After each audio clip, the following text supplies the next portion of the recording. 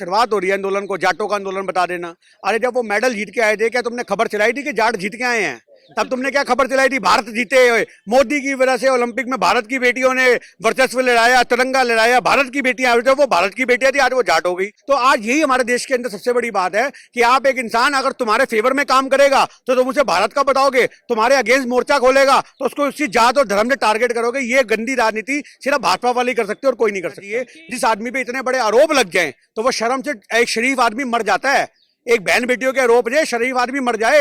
अगर आज कोई बहन बेटी हम पे इस तरह का आरोप लगा देगी तो मैं रातों को नींद नहीं आएगी। पर आज ऐसे नेताओं को कोई फर्क नहीं पड़ता, इनकी आंख में शर्म का पानी मर जाता है क्योंकि ये नीचता पे उतर आए हैं। ये बहन बेटियों के शोषण करने के बाद इतने कॉन्फिडेंस से बोलते हैं कि मैं शीलाजीत खाता हूं क्या। अगर आज यही देश में कांग्रेस की सरकार होती तो नरेंद्र मोदी क्या, स्मृति ईरानी क्या, इनके जो बाकी मंत्री क्या, यहाँ पे विधवा विलाप कर रहे होते, घाघरे उठा उठा के यहाँ पे नाच हो रहा होता। हाय रे हाय, हाय रे हाय, हाय रे हाय। एक औरत की इज्जत बहुत बड़ी चीज होती है। अगर एक औरत अपनी इज्जत पे सवाल खड़े कर रही है कि मेरे साथ ऐसा हुआ, तो ये जांच का विषय नहीं है, ये फटाफट से आरोपियों को जेल में डालने का विषय है।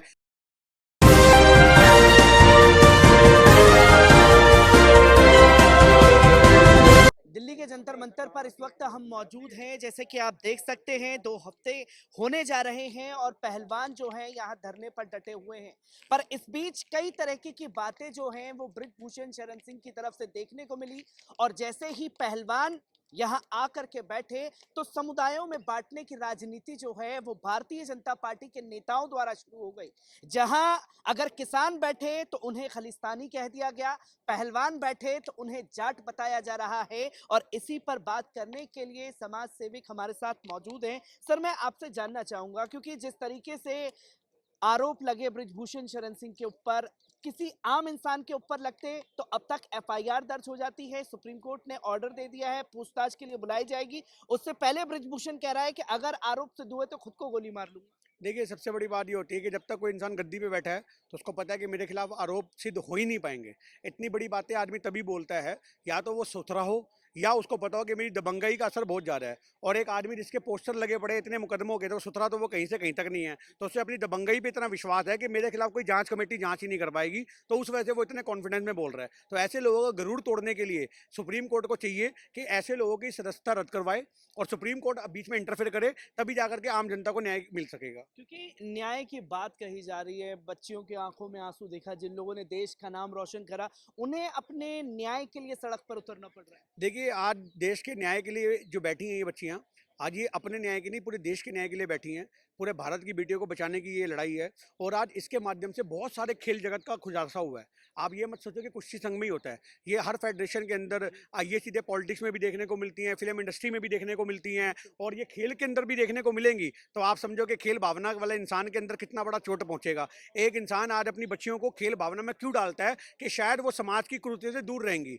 अगर आज आप एक पिता होगे तो आप कहोगे बच्ची का दिमाग कहीं ना भटके, मैं इसे खेल में डाल दूं, पर जिस चीज़ की वजह से आप बचाते हुए खेल में डाल रहे हो वहां पे भी उसका वही सब कुछ होगा, तो आप कहाँ जाओगे। क्योंकि सर ये लगातार देखा गया है, इससे पहले किसान आंदोलन हुआ तो ये कह दिया गया कि जी पंजाब के खालिस्तानी आकर के बैठ गए हैं, जो कि तस्वीरें दिखाई। पहलवान आकर के बैठे तो अब जाट से जोड़ दिया गया। हिंदुस्तान को हिंदुस्तान क्यों नहीं कहा जा सकता क्योंकि भाजपा आंदोलन द्वारा? दबेगा कैसे? ये तो आंदोलन को दबाने की किफायत हो रही है ना, ये तो शुरुआत हो रही है आंदोलन को, जाटों का आंदोलन बता देना। अरे जब वो मेडल जीत के आए थे, क्या तुमने खबर चलाई थी कि जाट जीत के आए हैं? तब तुमने क्या खबर चलाई थी? भारत जीते, मोदी की वजह से ओलंपिक में भारत की बेटियों ने वर्चस्व लहराया, तिरंगा लहराया, भारत की बेटियां आई थी, वो भारत की बेटियां थी, आज वो जाट हो गई।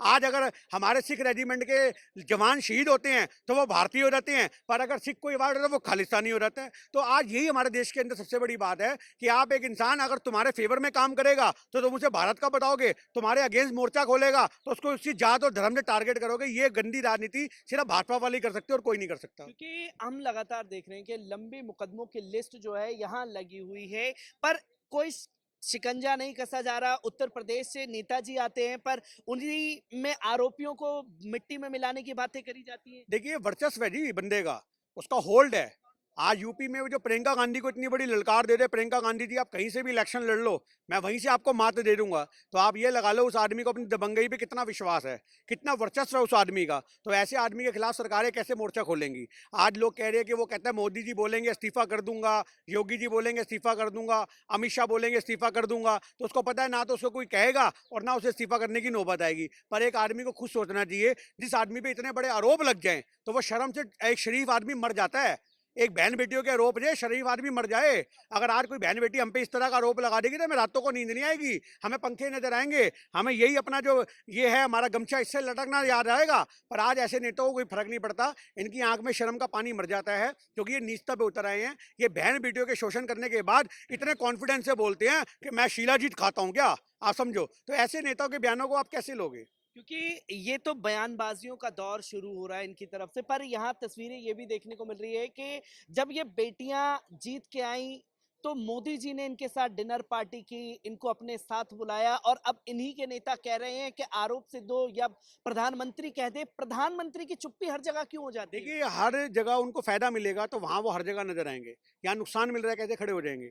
अगर फायदा होता यहाँ पे भी उनको तो वो इन बेटियों का खड़े होते। अगर आज यही, अगर मान लो देश में कांग्रेस की सरकार होती और इन बेटियों ने आरोप लगाए होते तो नरेंद्र मोदी क्या, स्मृति ईरानी क्या, इनके जो बाकी मंत्री क्या, यहाँ पे विधवा विलाप कर रहे होते, घाघरे उठा उठा के यहाँ पे नाच हो रहा होता, हाय रे हाय, हाय रे हाय, हाय रे हाय, तबले बज रहे होते, ढोल बज रहे होते, इंसाफ कब मिलेगा। मंडली आती रोज सुबह से शाम तक धरने को पूरा सपोर्ट करने के लिए। पर आज जब इनकी सरकार के खिलाफ मोर्चा खोला गया तो सबको सांप सूंघ गया। तो ये हमारे देश के अंदर जो सरकारें हैं, ये जब इस तरीके से काम करेंगी, अभी वो महंत साहब बताओ, अरे तुम्हें मंदिर गुरुद्वारों से फुर्सत नहीं होनी चाहिए? तुम लोग कह रहे हो कि हम हवन करेंगे, हम फलाना करेंगे, आरोपी को बचाने के लिए हवन करोगे, ये क्या तरीका है? तो आज इसको कहीं ना कहीं धार्मिक एंगल देना कि धर्म के लोग चुप क्यों बैठे हैं। अभी तक जय श्री राम के नारे लगा करके सपोर्ट करने वाली ये कम्युनिटी जो भाजपा ने पैदा कर रखी है वो क्यों नहीं आई? क्योंकि आज हमारे देश में दो तरह के हिंदू हैं। एक हिंदू भारत के हिंदू हैं जो यहाँ पे आपको गली गली घूमते दिख रहे हैं, एक भाजपा ने अपने हिंदू सेट कर रखे हैं जिनको हर धर्म के नारे लगा करके देश के अंदर कॉम्युनल करना बड़े आसानी से आता है।